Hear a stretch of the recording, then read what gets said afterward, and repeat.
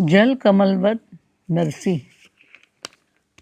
और कुंवर की मृत्यु तथा भगवान हुंडी स्वीकारते हैं नरसी मेहता की, ये प्रसंग आरंभ हो रहे हैं। तो जल कमलवत नरसी कहते पवन वेग से, वायु वेग से ये बात फैल गई कि भगवान ने नरसी का भात भरा। जूनागढ़ के दीवान भी गुप्तचर द्वारा तपास कर रहे थे। उन्होंने भी गुप्तचर भेजा था। गांव-गांव से लोग ऊना जाकर प्रभु के चरण चिन्ह जो वहाँ पड़े हुए थे वो छोड़ गए थे, उसे दर्शन करने आते हैं। चमत्कार की बात सुन के आश्चर्य से भर जाते हैं। चंडाल चौकड़ी आश्चर्य में हो गई वसंत माथुर से बात सुन के। नरसी के भात का चमत्कार राम मांडलिक की रानी ने भी सुना। राम मांडलिक और रानी दोनों ने सुना। रानी की दासी का जो बेटा श्रीरंग के घर काम करता था, उसने आके आंखों देखा हाल सारा सुनाया। राजा ने पूछा, ये नरसी तो नहीं जो विवाह में चमत्कार दिखाया था? रानी कहती है, हाँ ये वही नरसी है। बरसात भी बरसाई, ऊना गांव बह जा रहा था। श्रीरंग ने माफ़ी मांगी, तब कहीं आकाश थमा। कुंवर के मामेरे के दिन हरि को पुकार कर रहा था और 8 घोड़े का सोने का रथ लेकर लक्ष्मी विष्णु पधारे। हजारों सेवक संग थे उनके और श्रीरंग का पूरा परिवार वहाँ था। हीरे मोती सोने चांदी कीमती वस्तुओं से भात भरा है। राजा ने दीवान को बुलवाया। दीवान हर्षित होता आया क्योंकि इस बार उसने भी गुप्तचर भेज दिया था। राजा ने सारे सवाल किए। दीवान ने हाँ जी हाँ जी हाँ जी करके उत्तर दिए। शेठ शेठानी भगवान ही थे, ऐसा तुझे विश्वास क्यों है? राजा ने पूछा। दीवान कहते हैं, क्योंकि आसपास के प्रदेश में किसी के पास 8 घोड़े का सोने का रथ नहीं और न दामोदर शेठ है, और समोवण न देने पर भगत की हंसी लोगों ने की थी, और भगत ने आर्त पुकार की तो गगन डोल उठा और बरसा बरसी। दीवान कहे, दासी का बेटा इसकी साक्षी भी दे भी रहा है, फिर हम कैसे कहे कि नरसी पाखंडी है?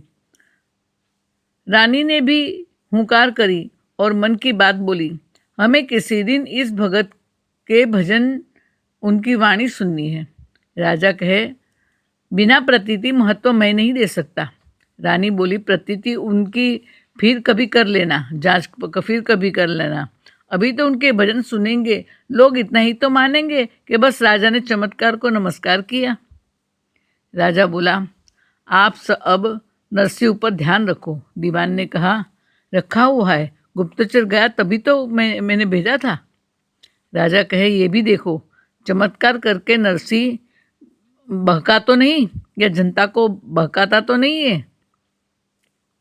दीवान ने मुंसफ ने अब नज़र रखी है नरसी पे। दोनों ने मिलके दीवान ने मुंसफ को बुलाया। सारी बात चली ऊना की। राजा को रस नरसी में है, मुझे भी लगी चटपटी है। दीवान ने कहा, दूसरे भगवान जैसा बन बैठा है, नरसी सच में कौन है? कुछ लोग भय करे नरसी से, उन पे नज़र रखनी है। मुंसफ ने आकर उन चंडाल चौकड़ी को बताया। वसंत माथुर दोनों है। दोनों ने अपना फिर से काम चलाया। एक माली नरसी के घर सेवा में लगा दिया। फिर से भजन कीर्तन चला और भावुक भक्त आने लगे। द्वारिकाधीश के चरणों में फिर धन की वर्षा होने लगी। वह धन से फिर दामोदर मंदिर में साधु की रोटी चलने लगी। ऊना के साक्षात्कार बाद पट्ट शिष्य की श्रद्धा बढ़ी और उसने अपना एक साधु भेजा नरसी जी की सेवा के लिए। नरसी का आंगन फिर से हरा भरा हो गया प्रभु की कृपा से। हरिगुण गाते और आनंद उत्सव में दिन कटने लगे नरसी के। लेकिन ये दिन भी ज़्यादा नहीं रहे। यहाँ कुंवर की मृत्यु का प्रसंग आता है। फिर से काल कुल्हाड़ी चली है। कुंवर का अवसान हुआ। नरसी के मन सुख दुख सारा आगमा पाईना है, आने जाने वाला। ये तो स्वभाव है संसार का। आने वाले को आने दो, जाने वाले को जाने दो। आने वाले को कोई न रोक सकता है और जाने वालों को भी कोई रोक नहीं सकता। लेकिन अज्ञानी मूर्ख क्या जाने, वो तो शंका पे शंका करे लोग भक्ति से भयभीत हुए। ऐसी भक्ति हम ना करें। लोग सोचते हैं नरसी केवल द्वारिकानाथ, फिर भी कुल नष्ट हो गया। कहने को कुंवर बची थी, उससे भी उसका हाथ छूटा। या तो भगवान भगत में कोई कमी है, या तो भक्तों का यही होता है। प्रभु को भजते ये होता हो तो ऐसी भक्ति हमें नहीं करनी। ऐसा सोचने वालों ने तो यही निश्चय ठान लिया है और अपनी तरह भजन करेंगे जैसी भक्ति करते थे पहले। नरसी की नकल करनी नहीं है, वरना कुल हमारा मरेगा, पानी देने वाला कोई ना होगा। चंडाल चोकड़ी यही सोचती है और काका का जाना भी बंद हो गया। काका यात्रा पे गए हुए थे, वापस आए तो है देखा नरसी का गज सुना पड़ा है। और कहते हैं कि चोकड़ी ने चमत्कार बताया, कुंवर का अब अवसान सुनाया, लोगों के विचार बताए, श्रद्धा सबकी उठ गई, भजन में अब कोई न आए। छोटे काका दूसरे दिन प्रातः नरसी के घर आए। सोचे कुंवर रही नहीं, उसका दिलासा भी कर दे। बेटी का भी आधार गया, अंदर से टूटा पड़ा होगा, बाहर चाटा मार के मुख लाल कर रहा होगा। चलो जाकर देखें। सीढ़ी चढ़ते काका ने देखा नरसी सेवा में लगा हुआ है। अपनी लहक में गाते भी देखा। भाव भक्ति से विभोर होकर काका सीढ़ी पे बैठ गए, भजन सुनने लगे। नरसी का कोई कमी न दिखी नरसी में। नरसी गा रहे थे, हे प्रभु तुम्हारी पूजा कैसे करूं, तारी पूजा केम करूं, कृष्ण करुणा निधि, अकड़ आनंद ते कहो न जाए, यानी गिन न सके ऐसा आनंद है तेरी पूजा में। स्थावर जंगम विश्वव्यापी रहो, ते केशव कंडिये केम समाये। स्थावर जंगम सब सर्वत्र तू व्याप्त है, तो हमारे छोटी सी टोकरी में कैसे बैठ पाता है। 12 मेघ से स्नान जो करता है, वो शंख की धार से कैसे खुश होता है। 49 वायु तुझे हवा डालते हैं, और मैं छोटे से चंवर से हवा डालता हूँ, वो तुझे कैसे जचता है। सूरज रूपे तुमने त्रिभुवन को तपाया है, चंद्र के रूप से त्रिभुवन को ठंडा किया है, मेघ रूप से बरस के सबको आनंद दिया है, वायु रूप से सबको खुश किया है। इस प्रकार नित नए नैवेद्य कमला लक्ष्मी जी आपको धरती है। मेरा छोटा सा थोड़ा सा नैवेद्य आपको उस नैवेद्य के तुल्य क्या हो सकता है। इस प्रकार नरसिंह मेहता कहते हैं कि जिसने एक बार कृष्ण रस चख लिया, वो फिर माता के गर्भ में कभी नहीं आता। तो इस प्रकार कहते हैं प्रसन्नता से भजन गाते हुए ठाकुर जी की सेवा करते थे। जय श्री कृष्ण बोल के काका नरसी के पास बैठने गए। नाना नरसी ने कहा नहीं पाट पे बैठो। संग में बैठ के नरसी से पूछा, भजन पूरा मैंने सुना, एक बात समझ ना आई, अंग की बहक तुल्य न आए, अंग से तो पसीना जाई। अंग की बहक तुल्य न आए, तुमने ये अपने भजन में ये शब्द उपयोग किया था। चुआ चारू चंदन आदि अंग की बहक के तुल्य न आवे। प्रश्न सुन नरसी मस्ती में बोला, अद्भुत अद्भुत प्रश्न। अभिप्सा रूपी समर्पण रूपी बहक मेरा मानना है ऐसा। गोपी भाव में जब प्रवेशु प्रेम में बनके, तब का अनुभव जैसे कि मैं श्री कृष्ण को कर रहा हूँ देह का दान। ऐसे देह से देह की महक जो है उसकी बात थी। इस अनुभव का रहस्य मुझे अभी तक समझ न आया है, पर मेरा ऐसा मानना है कि आत्मज्ञान अंतिम सीढ़ी नहीं है। 7वां मनवंतर इस सृष्टि को सनातनी सृष्टि और ले जाए। खुद ब्रह्मा ने किया ये संकल्प, तभी देहदान दस्ता भक्ति आए।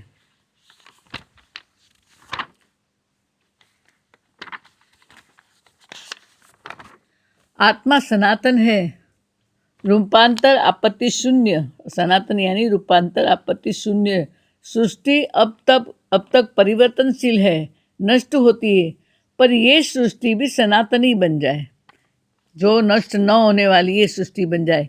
ये ब्रह्म का संकल्प है, ब्रह्मा का। अतः आगे जाते देहदान अनिवार्य होगा। अतः वे दसदा भक्ति देहदान है, ये समझाते हैं। केवल आत्मा सनातन नहीं, देह भी सनातन बनेगी। छोटे काका मन में सोचे, नरसी ये क्या बोल रहा है? सतयुग से लेकर आज तक कई देव और ऋषि हुए हैं, किसी ने देहदान न कहा, यही एक कह रहा है। जीवन की हर परिस्थिति में जल कमलवत नरसी है, उसे क्या दिलासा दूं? ऐसा सोच के काका चले। आगे बहुत सुंदर प्रसंग आता है हुंडी का। इसको नरसैया की हुंडी कहते हैं। वसंत पाठक गोर नागर का शिव मंदिर का भंडारी था। जो वसंत और माथुर चंडाल चौकड़ी ने नरसिंह मेहता के वहाँ लगा के रखी थी, उसमें वसंत जो था उसकी सरनेम पाठक थी। तो वसंत पाठक गोर था, किसका? नागर जाति का, उनका ब्राह्मण था। शिव मंदिर का भंडारी था। माथुर किराने की दुकान चलाता था। दोनों का मिलना रहता था। एक दिन वसंत बोला माथुर से कहा, देख वो कुछ यात्री है, उन्हें द्वारिका जाना है, द्वारिका की हुंडी चाहते हैं। कोई सराफ लिख नहीं देता, क्योंकि द्वारिका में किसी की पेढ़ी नहीं है, किसी की अपनी दुकान नहीं है। जो तू कहे तो मस्ती करूं, नरसी का नाम दे दूं। अभी मैं घर जा रहा हूँ, नरसी का घर दिखा दूंगा, मेरे पीछे आना तो और मेरा साथ तो देना। वसंत आगे चला और यात्रियों के पास जाके मिला। कहा, यात्री लगते हो, किस तरफ जाना है? ब्राह्मण रूप देख साधु अपना दुख रोने लगे। द्वारिका को जाना है, पर हुंडी न कोई देता है। वसंत ने कहा, कैसे देगा कोई हुंडी? किसी के वहाँ पीढ़ी ही नहीं, केवल एक ही है ऐसा जिनकी द्वारिका में पीढ़ी है। नागरबाड़ में रहता है वो, मैं वहीं से जा रहा हूँ। दूर से घर दिखा दूंगा उनका, और बात तुम्हें करनी पड़ेगी। साधु तुरंत खड़े हुए। वसंत कहे, ध्यान रहे, भाग्य होगा तो लिखेगा हुंडी, क्योंकि रहता भजन में मस्त है। माथुर ने कहा, उसी वक्त आ गया। बोला, पाठक बात क्या है? वसंत ने कहा, हुंडी द्वारिका की साधु को लिखवानी है। केवल नरसी सेठ ही देते हैं, पर क्या इनको लिख देंगे? माथुर ने कहा, आप हो साधु, फिर द्वारिका जाना है, अपना दुखड़ा रोते रोते इस वैष्णव को समझाना है। ना माने तो चरण पकड़ लेना, काम तुम्हारा हो जाएगा तब। माथुर बोला, पाठक जी आप घर पे जा रहे हैं, इनको शेठ का घर दिखा दो, ये तो पुण्य का काम है। वसंत सबको लेके चला। दूर से घर बताया, फिर से कहा, चिपक पड़ना, न माने तो चरण गहना।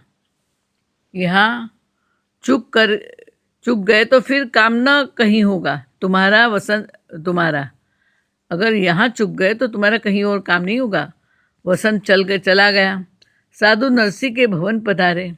झांक के देख रहे हैं, चार साधु थे, चारों झांक के देख रहे। पीछे हरिदास साधु आया, पूछा, कैसे आना हुआ? चारों ने हुंडी लिखने की बात कही। हरिदास बोला, किसने भेजा? साधु ने कहा, बाजार वालों ने बताया। सब ने कहा कि नरसी सेठ देंगे, और कोई नहीं जूनागढ़ में ऐसा कि जो द्वारिका की हुंडी लिख दे। हरिदास ने उनको बैठाया, कहा, अभी भगत आएंगे। चारों बैठे, पोटके रखे, तभी नरसी आते दिखे। जय श्री कृष्ण। साधु खड़े हो गए। चारों जय श्री कृष्ण कर रहे हैं। नरसी बोले, कौन हो भाई, कहाँ से आना हुआ यहाँ है? एक बुढ़ा था, वो बोला, द्वारिका को जाना है, एक मुश्किल आई है, उसकी विनती करनी है। नरसी बोले, भीतर आओ। भगवान सुने ऐसे विनती कहो। साधु अंदर जाकर बैठे, बोले, यात्रा द्वारिका जाना है, राह में चोर लुटेरों का डर है, हम हुंडी चाह रहे हैं। नरसी हंस के बोल पड़े, हुंडी और मेरे पास? अकस्मात शिवरात्रि पर यात्री आए चार, जिन्हें द्वारिका धाम की हुंडी थी दरकार। हुंडी क्या होती है? हुंडी सेठों की चिट्ठी है जो यात्री को देते हैं। यात्री रुपये रखकर जगह दूसरी जगह से लेते हैं, यानी यात्री एक सेठ के पास रुपये रखता है, उनसे चिट्ठी लेता है और उन्हीं की दूसरी जगह की दुकान पर से उस पैसे को प्राप्त कर लेता है। तो यात्रा में चोरों का भय था, जोखम नहीं उठाना चाहते थे, इसी कारण हुंडी का प्रबंध अत्यधिक यात्री करते थे। तो जूनागढ़ में हुंडी लिखवा के द्वारिका में वो पैसे पाने थे उनको। बहुत का हरिभक्त ने जाओ दूसरे द्वार, कीर्तनिया करता नहीं हुंडी का व्यापार। मैं हुंडी का व्यापार नहीं करता, तुम किसी और द्वार जाओ। एक तरफ आए दया, एक तरफ लाचार, नरसी प्रभु को देख हंसे, तू जाने तेरा काम। लेकिन वे सुनते भला कब इनका व्याख्यान, बसंत माथुर ने प्रथम भर रखे जो कान। इन दोनों ने कान भर रखे थे, इन्होंने सुना नहीं, मस्खरे कर चुके थे उनसे। कोशिश तो करनी पड़ती है, पर हुंडी सही द्वारिका की नरसी जी से ही मिलती है। बसंत माथुर ने कहा था, अफसोस यही है जन समाज जिसका सुख हंसी पराई है, ईश्वर तक के भक्तों की जो सह सकता नहीं बढ़ाई है। जिनको दूसरों को दुखी करके हंसना मजा आता है, ऐसे ही बसंत माथुर ने के चढ़ाए हुए साधु थे। साधुओं ने थैली खोली, अपने अपने रुपये निकाले। जटाधारी ने जटा खोली, छुपी थैली बाहर निकाली और नरसी देख के हंसने लगा, पर लाचार बना हुआ है। सब ने मिलके गिनी और गिन के कहा कि 700 रुपये पूरे हैं। बोल पड़े संत दीजिए हुंडी लिखी द्वारका को। सारे संत चारों मिलके नरसिंह जी के पीछे पड़ गए। बोल पड़े संत दीजिए हुंडी लिखी द्वारका को, 700 रुपया आगे नरसिंह के डारी के। लिखनो परेगो ना तो अन्न जल त्यागी त्यागी, संत सभी देते प्राण धर्म स्वधारी के। हुंडी लिख दो वरना हम सभी संत यहाँ प्राण त्याग देंगे। नरसी चकित इन्हें कौन बहकाई दिए, हुंडी के तो धंधे का हो बनिया व्यापारी के। नरसी यही सोचता है कि इनको किसने बहकाया है, ये धंधा तो बनिया व्यापारी का है। मैं तो द्विज दिन हरि भजन में लीन रहो, ये न के न विधि निज जीवन गुजारी के। अतिथि अवज्ञा के लिए था ना हृदय तैयार, यह सवाल भी हो गया नरसी को स्वीकार। समझायो माने नहीं संत लिए हट ठानी, नरसी ने हुंडी लिखी हरि इच्छा अनुमानी। भगवान की इच्छा समझ के नरसिंह मेहता ने हुंडी लिखी। हुंडी क्या लिखी? सावल सा द्वारिकावासी, मेरे जीवन धन सुख राशि। सच्चिदानंद गरीब निवाज, उठायो नव हुंडी को काज। आज हुंडी का नया काम उठाया है, प्रभु आपको वो संभालना है। ये साधुओं ने हट ठानी है, ठानी हट हुंडी लिखवाई। साधु संत ने भयो हूँ लाचार मोपे, जोर पर्यो भारी ये। तुम बिन और है हमारो कौन द्वारिका में, याते लिख दई प्यारे नाम पे तिहारिये। कि तो पर चोट हूँ गुलाम अति छोट हरी, लीनी तेरी ओट मेरे खोट ना विचारिए। मेरी गलती नहीं मानना, मेरी कोई कमी है ऐसा भी नहीं जानना, मुझे कुछ चाहिए ये भी नहीं समझना। होए ना अबेर ढेर संत को न फेर परे, निज और हैर हुंडी शीघ्र ही स्वीकारिये। संतों को पर परेशान न होना पड़े, और कहते हैं कि उनको समय पे उनकी हुंडी दे देना, ऐसा लिख दिया है। और नरसी ने हुंडी का कागज उस वृद्ध साधु के हाथ दिया। तद बोला वृद्ध बोला, हुंडी लिखने की कितनी राशि आपको दे? हुंडी आपने लिखी, उस लिखने का भी तो कुछ देना पड़ेगा हमें आपको। नरसी हंसने लगे और बोले, हरिदास इनको प्रसाद दे दो, प्रसाद पाओ, यही राशि। आपने हुंडी मुझसे लिखवाई, उसकी राशि ये है कि आप यहाँ का प्रसाद पाओ, हुंडी लिखने की। और आप जाओ, सब आनंद से यात्रा करो। यात्री प्रसाद पा रहे। नरसी ने हरिदास को बुलाया। दामोदर मंदिर में 700 रुपये हुंडी के जाकर दे आओ, कहना भंडारा करे साधुओं को। और हरिदास बोला, सारे के सारे का भंडारा करने कहना। और हरिदास ने पूछा कि सारे के सारे? नरसी कहते हैं हाँ। कृष्णार्पण किए हरिदास रुपये लेकर चले गए। यात्रालु ने जब सुना आश्चर्य से देखने लगे, मन में सोचे धनी सेठ है, बच्चे धंधा संभालते होंगे। चारों चले बाहर निकले, सामने वसंत माथुर मिले और हाथ जोड़ वृद्ध बोला, भगवान आपका भला करे, हुंडी हमको मिल गई। वसंत कहे, देखो जरा। वृद्ध ने कागज हाथ दिया। वसंत ने झटपट पढ़ा। चंडाल चौकड़ी सुन रही थी। वसंत बोला, यात्रा जाओ, वहाँ जाके चारों मिल गोमती में जाकर नहा लेना।